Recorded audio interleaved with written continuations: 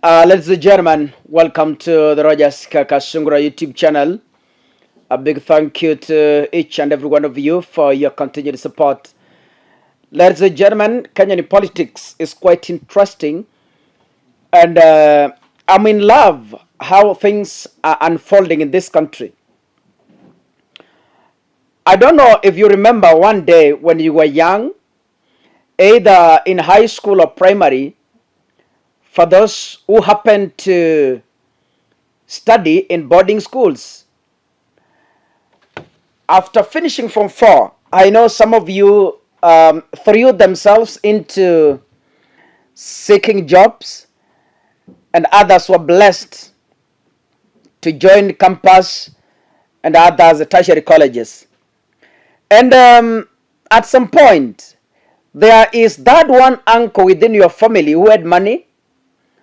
He was in Nairobi, Mombasa, Nakuru, doing a job that your village respected so much. A manager in KRA, those jobs that scare villagers. And this uncle of yours, in life, maybe at one point, you used to call that uncle and you tell him, okay, uncle, I need some pocket money. How much? 1,000 shillings. And the uncle tells you, I don't have. I know some of you felt bad about it. And you went abusing your uncle in front of other friends. Hey, tuko na angu hapa kuna pesa lakini my friend, hata kutuma 1,000 pocket money shida. Watu wako na pesa ni washenzi. I know. Each and every one of us, even me, we went through that stage. You could go out and tell friends, niko na anko ambaye ni mdosi. Naendesha gari bwana.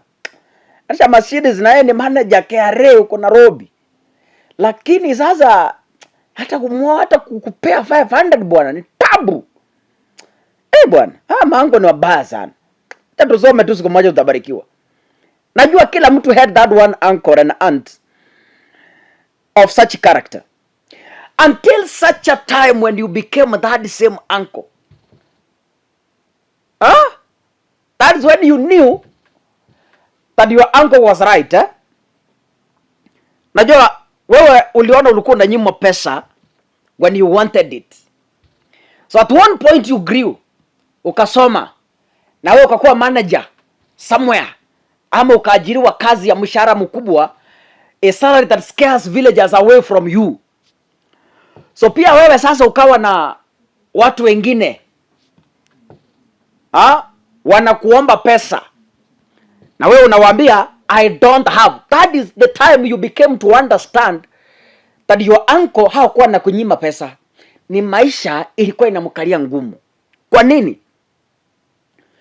Ile simu ulikuwa unampigia, other people were also calling, wanataka pesa za mchango, wanataka pesa za watoto kupeleka shule, wanataka pocket money. So it was not only your call, but several calls coming in wanting cash. Until you wore that shoe which your uncle was wearing by then.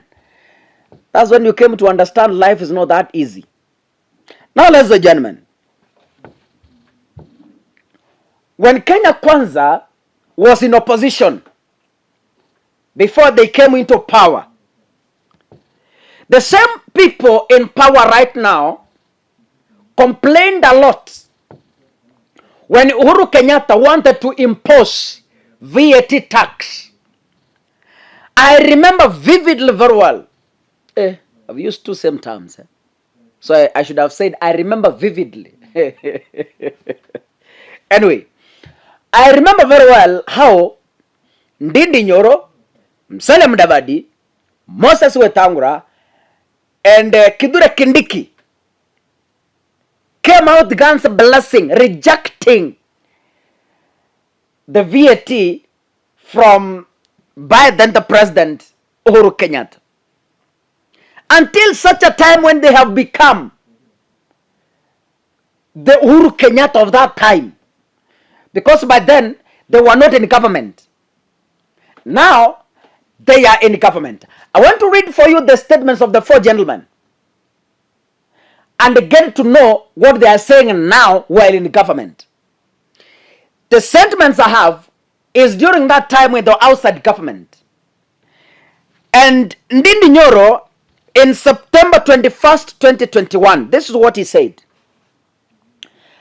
I have written to your office proposing that we amend the VAT Act, the Excise Duty Act, and the Fuel Levy Fund Act so that we bring the prices of fuel low. I want to tell this government, that is the Jubilee government by then, Uhuru Kenyatta government. I want to tell this government that the prices of fuel products in Kenya must fall. Must. You know, he was commanding, whether Jubilee likes it or not, the cost of fuel must come down. This is Ndindi Nyoro in 2021. So according to him, we thought that the cost of fuel in the Jubilee government were high by choice. Little did he know this was something even beyond the government control. Musalia Mudavadi in April 17th, 2019. This is what he said. The new 1.5% house tax on is sensitive and burdensome because you are taxing an already overloaded worker. It's also unlawful. The worker is burdened by about the highest income tax in the world today. Moses Wetangula in September 2018. We want to urge the government to rescind the tax on fuel by the president assenting to the bill that was passed in the National Assembly, where the members of parliament suspended the imposition of this tax for another 2 years. In the event that this tax issue is not resolved, we are going to take serious steps, including calling for civil disobedience. Kithure Kindiki, September 22nd, 2021. Allow me to say that the causes of these fuel prices are first offer taxation. There are 8 taxes on fuel which are very significant. There is the VAT,